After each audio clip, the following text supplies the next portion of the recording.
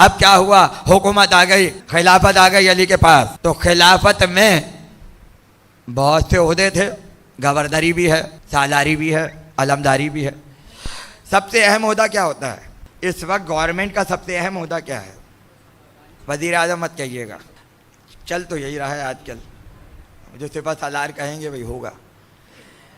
लेकिन ये तो भाई एक अलग मामला है। मैं बात कर रहा हूँ हुकूमत, यानी जब आप मुल्क चला रहे हैं तो उसमें अहम तरीन क्या होता है? मुल्क का ख़जाना होता है या नहीं? और ख़जाना सब, ख़जाने ही पे सबकी नज़रें होती हैं। और मैं चैलेंज कर रहा हूँ, अगर आप कुछ अरसे के लिए ऐसा निज़ाम ले आएँ कि मुल्क का ख़जाना उठा के एक तरफ रख दें और कुछ ऐसा सिस्टम हो जाए कि भाई मुल्क बग़ैर ख़जाने के चलेगा, ना कोई वज़ीर आज़म बनना चाहेगा, ना कोई गवर्नर, ना कोई सदर। ये सारा मसला है ख़जाने का। इसलिए जब करप्शन पकड़ी जाती है तो सारे केस कहाँ के होते हैं?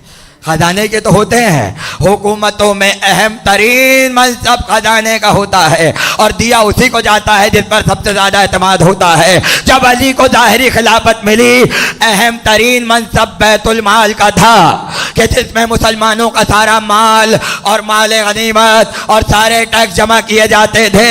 अली ने अपनी नज़र इंतखाब को दौड़ाया और दौड़ा के कहा, बैतुल माल की चाबी सिर्फ और सिर्फ कंबर के पास रहेगी। अब भाई तसव्वुर कर लीजिए क्या छोड़कर आया था, क्या छोड़ के आया था। और अली के गुलामी में सारा बैतुल माल कंबर के हाथ में, कंबर के हाथ में। अब इख्तियार है, इख्तियार है, चाबी कंबर के हाथ में। कहने लगे कंबर जाओ जाओ एक नज़र डाल के आओ बैतुल माल में क्या क्या है, क्या क्या है। गए, वापस आए, अब मौला अंबार हैं सोने की अशरफियों के, सोने के बर्तनों के, सोने की तलवारों के अंबार लदे हुए हैं बैतुल माल के अंदर। ये जमा होना बतला रहा है कि पिछली हुकूमतों में तकसीम सही नहीं हो सकी, जब तो जमा करके रखा था। लिहाजा अली ने कहा आज की नमाज मैं वहीं पढ़ूँगा, मस्जिद में नहीं, बैतुल माल में।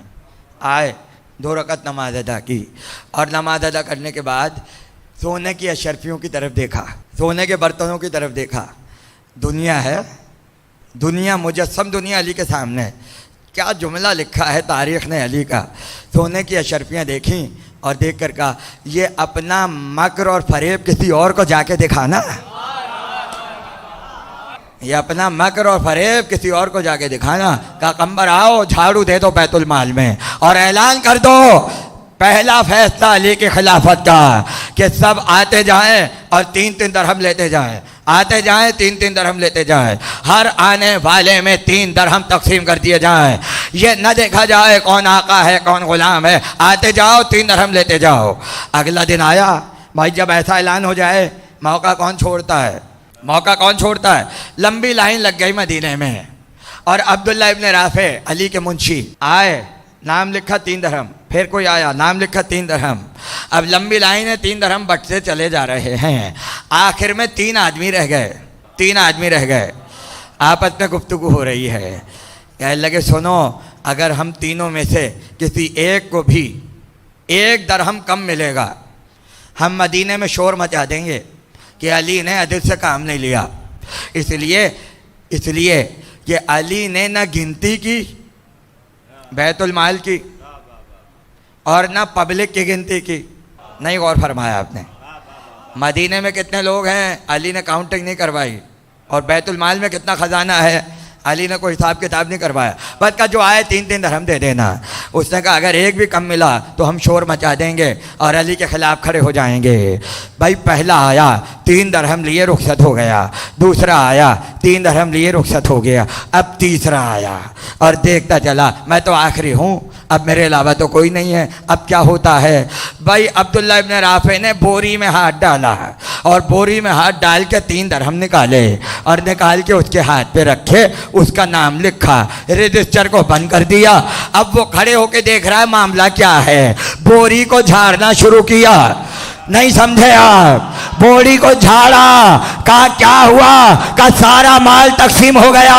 एक मर्तबा चला बैतुल माल में आया, 1 दरहम भी मौजूद नहीं था। उसने कहा क्या बात है, कहा देख रहा हूं अली ने न गिनती की है न मदीने वालों को गिना, न बैतुल माल के दरहमों को गिना, कैसे कह दिया 3 दरहम तकसीम कर दो।